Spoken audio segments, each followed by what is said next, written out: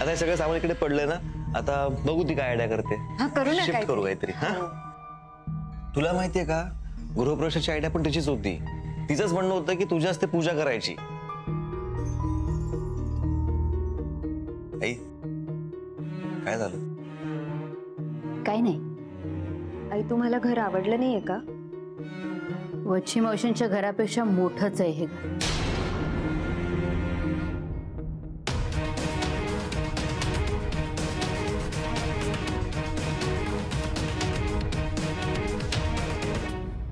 पण आपल्या त्या घरासमोर हे घर म्हणजे थोडं लहान आहे पण स्वानंदी, फक्त लहान आहे काय घर? स्वानंदी, त्या घरासमोर हे घर म्हणजे काहीच नाहीये.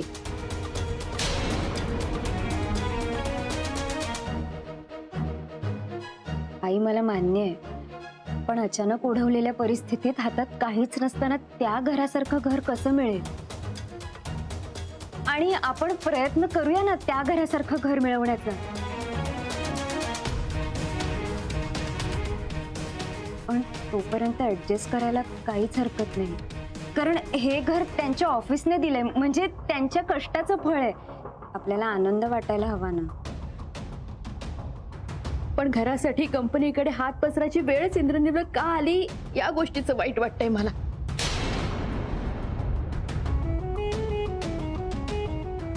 त्या बंगल्यात लहानाची मोठी झाली माझी मुलं राजपुत्रासारखी, आणि आता इथे या कंपनीने दिलेल्या घरात राहायची वेळ आली ग त्यांच्यावर.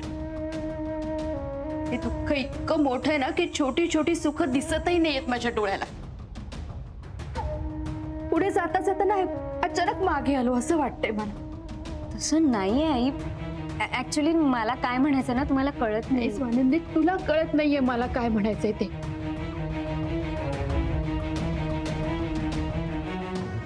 4च दिवस राहिलेस ग तू त्या घरात. मी संसार केलाय तिथे.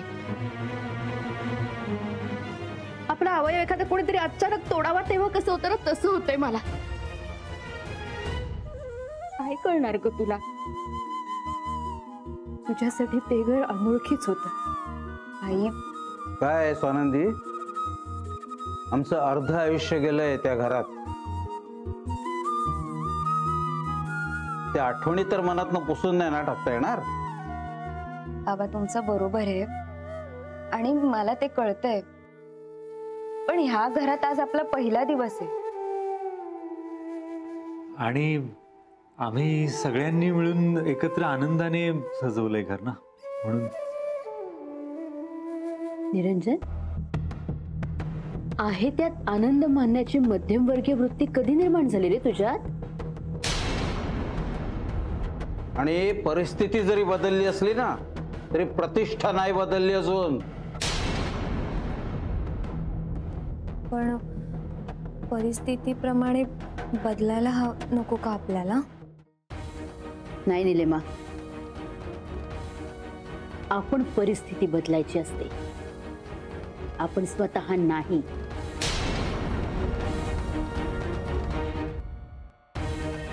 आई, तुम्ही चुकताय.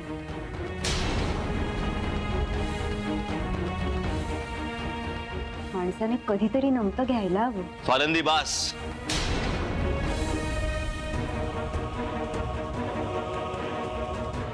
बास.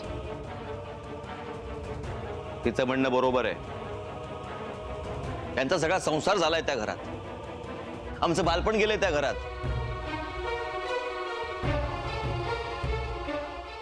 त्या घराशी आमची वेगळी अटॅचमेंट आहे, तुला नाही कळणार. त्यामुळे प्लीज मध्ये बोलू नकोस. तिला व्यक्त होऊ दे. तिचं म्हणणं खोडून काढू नकोस.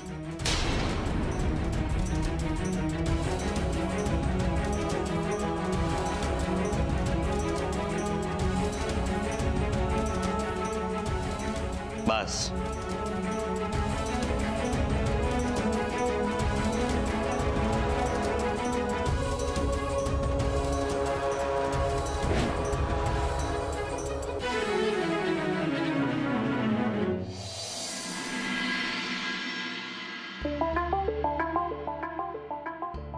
चल ना ग संपदा ताई जेवायला.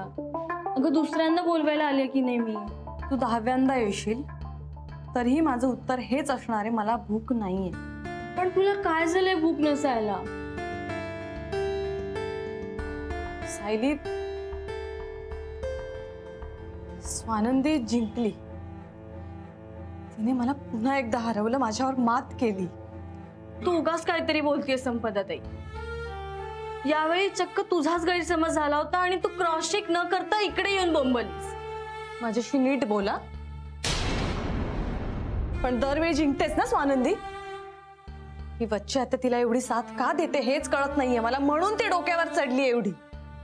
तुझं काय चाललंय हे हरवते जिंकवते?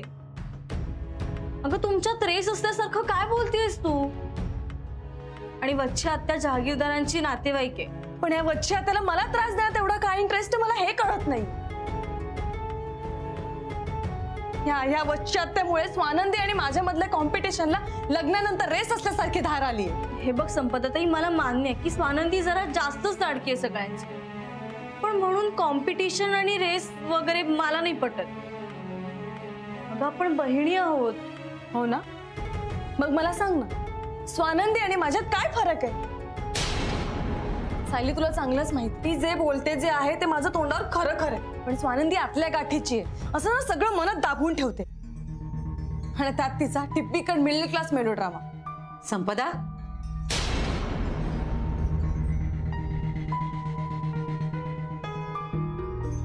काय बोलतेस तू? मिडल क्लास ही शिवी आहे? आपण जन्मापासूनच मध्यमवर्गीय आहोत. दुर्दैवाने हे खरं आहे, पण मला तुमच्यासारखा त्याचा अभिमान नाहीये. मला यातनं बाहेर पडायचं, त्यासाठीच मी धडपड करतेय. हे बघ, तुला ज्या काही धडपडी करायच्यात ना तू कर, जरूर कर तू. पण तू घरात खोट्या बातम्या देत जाऊ नकोस. तुझ्या एका खोट्या बातमीमुळे सगळ्यांना किती सहन करावं लागलंय तुला माहितीये. आणि त्याकरता घरच्यांना सॉरी म्हणायचं राहिलं बाजूला, आणि तू सायलीचं डोकं फिरवतेस. एक मिनिट का, मी काय एवढी लहान नाहीये, मला कळतं चांगलं आणि वाईट. आणि संपदाताईने कशाला माझं डोकं फिरवायला हवं? तू तर हल्ली आजीची पण आजी झालीस ग सायली. अगं झालं आता, माझ्या बरोबर तुम्हाला सायली ही नकोशी वाटायला लागली. तू खूप विचित्र वागतेस संपदा. स्वतः चुकीच्या रस्त्याने चाललीस आणि सायलीला सोबत नेतेस. तुझा उद्धटपणा तू तिला शिकवायला लागलेस आता. आई, मी उद्धट नाहीये. मला स्वानंदी सारखं साखरेत घोळून तुपात तळून बोलता येत नाही म्हणून मी वाईट आहे ना? तर मी वाईट आहे.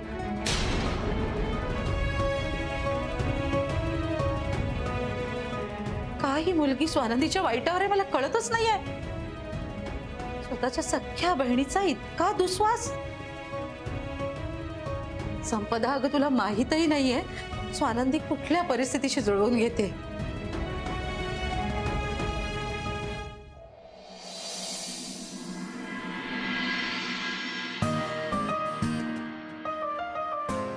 नीलिमा, हो, मी जरा नर्सरीत जाऊन येतो.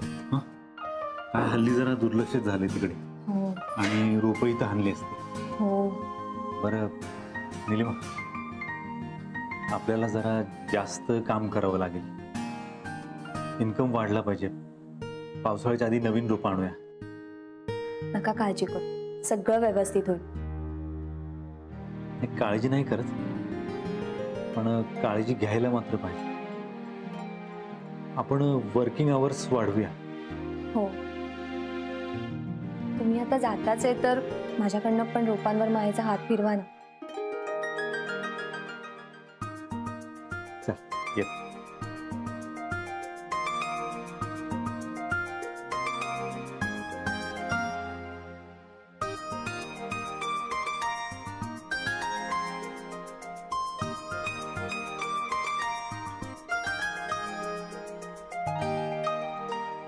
बाळूदादा, तुम्ही वरणाचं बघा, मी कणिक मिळते. हो.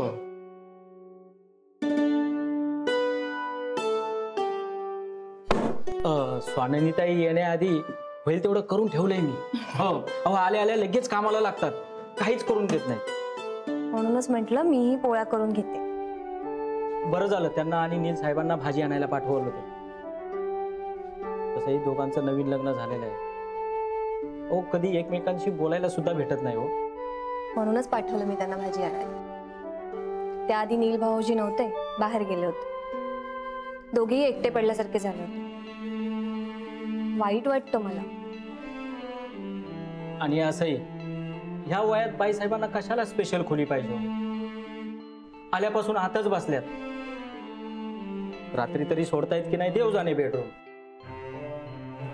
साधा विचार सुद्धा करत नाहीत की या घरात नवीन जोडपं येते. मलाही नील भाऊजींचं बोलणं जरा विचित्रच वाटतं. दुसरं काय, बाईसाहेबांची कमाली. तेव्हा लक्ष ठेव रे स्वानंदी ताईंवर. बाळू, बाळू, पाहिलं सुरू झालं. अरे बाळू, कान फुटलेत का तुझे? जा. जातो. 2 विती घर आहे, ऐकायला येत नाही का याला? बाळू, हो आलो.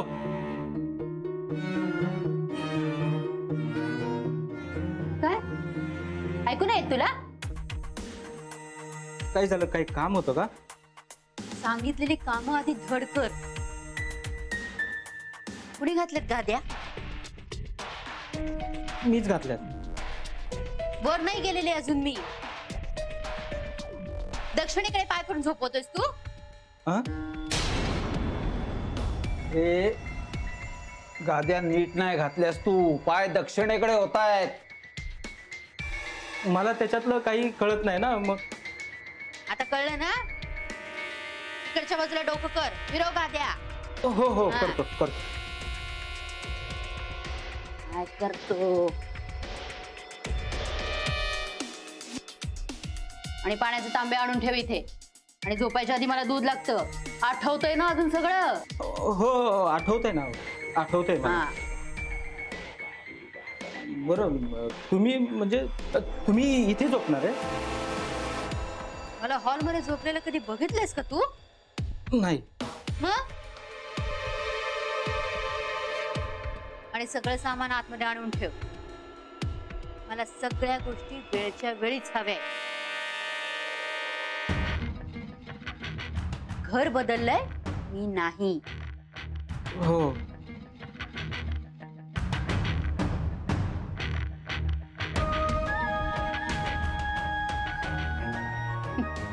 आता फोटो काढायचा का तुझा भिंतीवर लावायला? निघा मग. आणि ऐक, स्वयंपाक झाला की कळव मला. बर. निघा.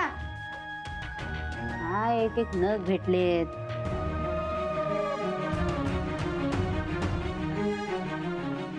ललिता, मी काय म्हणतो, बोला. तुम्हाला काही ना काही म्हणायचं असतंच. ऐक जरा ऐकून घे. आपला इंद्रनील आणि स्वानंदी तरुण जोडपं घरात असताना आपण इथे म्हणजे बरं नाही दिसणार ना. कोणाला बरं नाही दिसणार? आपल्याला. म्हणजे आपल्यालाही बरं नाही दिसत ते. बाळूदादा, कणिक म्हणून झालंय. मी जरा बॅगेतले कपडे बघते.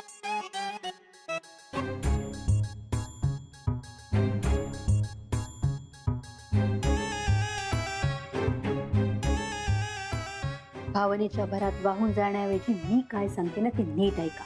बोला. इंद्रनीलने स्वानंदीचं तोंड आता बंद केलेलंच आहे.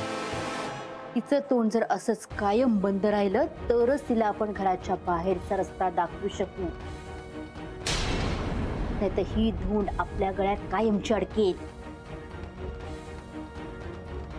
तिला घराच्या बाहेर काढणं आपल्याला खरंच जमणार आहे का? जमेल, नक्की जमेल. हे घर लहान आहे त्यामुळे दोघांमध्ये दुरावा निर्माण होईलच. आणि इंद्रनीलचं माझ्यावर प्रेम. आणि मी जी काही नाटकं करते ना त्यामुळे तो दुरावा आणखीन वाढेल.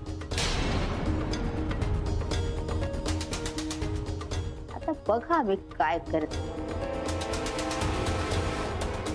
म्हणजे काय करणार काय तू?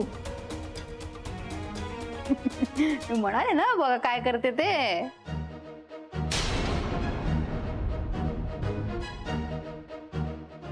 झाला सुरू तमाशा या बाईचा. अगं बाई, सगळ्यांना नको, पण पोटच्या पोराला तरी सोड, त्याला तरी सुखात राहू दे. पण नाही, हा एवढा अप्पलपोटेपणा कधी कुणाचं ऐकायचंच नाही.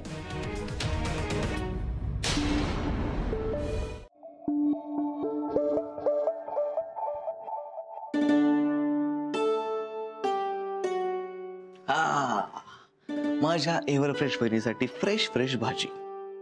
किती गोड आहेस तू माहिती. तुझ्यामुळे आम्हाला बाहेर पडता आलं एकत्र, भले भाजी मार्केटमध्ये का असेल ना. तुम्हाला ना आता जास्तीत जास्त वेळ स्वानंदीला द्यायला पाहिजे. हो, गेल्या काही दिवसात आहे ना तिने सगळ्यांची खूप काळजी घेतली. तिच्याही मनाचा कोणीतरी विचार केला पाहिजे. आणि कोणीतरी म्हणजे तुम्हीच. हा हो हो हो, मीच घेणार. मी प्लॅन पण केलाय. जेवण झालं ना की बाहेर पडायचं फिरायला. पण काय तिथे आमच्याशी कोणतरी बोललं पाहिजे ना. आता काय घडलं माहिती का, भाजी मार्केटमध्ये भेंडी कितीला दिली, कोबी कशी आहे, कोथिंबीर फ्रेश आहे का, एवढंच फक्त बोलणं होतं. ते भाजीवाल्या बरोबर, आमच्याशी नाहीच. असं नका होऊ देऊ, नाही का. बघा म्हणजे आता जेवण झालं की घेऊन जा तिला फिरायला. हो, जेवायचं ना. हो. मग करणार ना जेवण तयार. चला.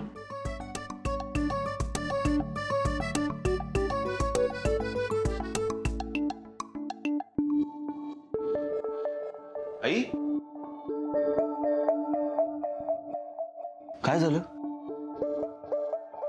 काही नाही रे. तू रडते काय मग. नाही रे, रडिंग कशाला. एवढं सगळं करतोयस माझ्यासाठी, मी का रडू ना. ललिता, तू कितीही नाही म्हणालीस तरी चेहऱ्यावरनं कळणार नाही का त्याला. अगं आपला मुलगा आहे तो, त्याच्यापासून काय लपवायचं आपलं दुःख. आता त्याच्यापासून काहीच लपवायचं नाहीये. एकदा लपवलं आणि पाहिलं ना काय झालं ते. आई, काय झालं मला सांग ना, प्लीज सांग. काय नाही रे, जुन्या घराची आठवण झाली मला एकदम.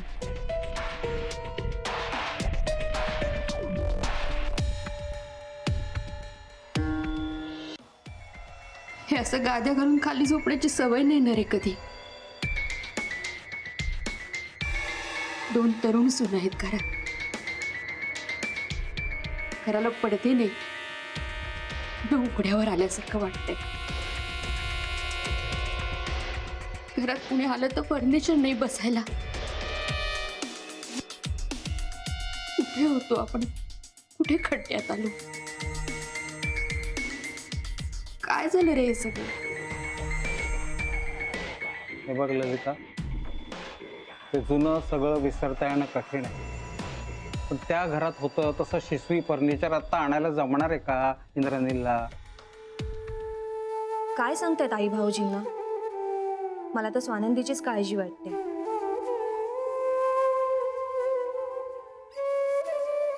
पण मी शिसवी फर्निचर मागतच नाहीये.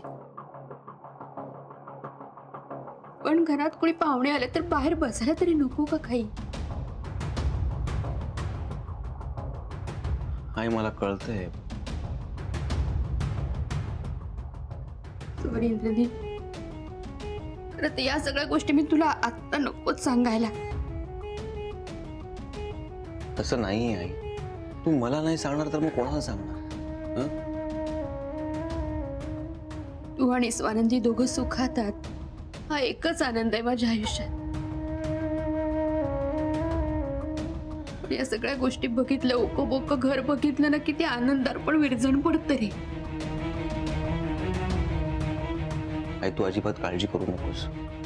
माझ्या अकाउंटला माझा बोनस 2 दिवसात जमा होणार आहे. तुला जे जे काय हवंय ना, आपण सगळं घेऊ. पण तू प्लीज रडू नकोस. तुझ्या डोळ्यात पाणी मला नाही बघवत आहे, माहिती आहे ना तुला. माझी खात्री होती माझी एकही इच्छा तू अपूर्ण नाही ठेवणार. पण आई, मला असं वाटतं स्वानंदी, बास बास. तिचं म्हणणं बरोबर आहे. त्यांचा सगळा संसार झालाय त्या घरात. आमचं बालपण गेलंय त्या घरात. त्या घराशी आमची वेगळी अटॅचमेंट आहे, तुला नाही कळणार ती. त्यामुळे प्लीज मध्ये बोलू नकोस, तिला व्यक्त होऊ दे. तिचं म्हणणं खोडून काढू नकोस.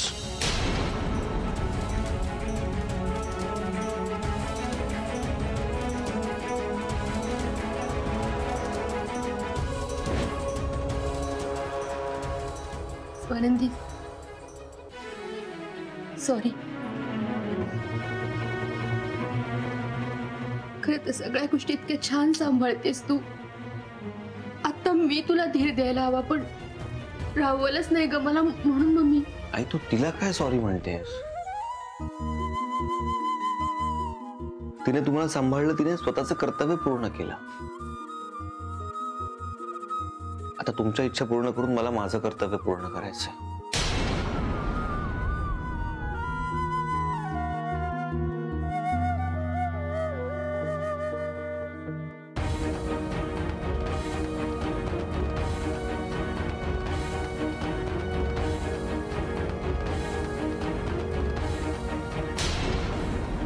मला स्वानंदीशी बोलावंच लागेल.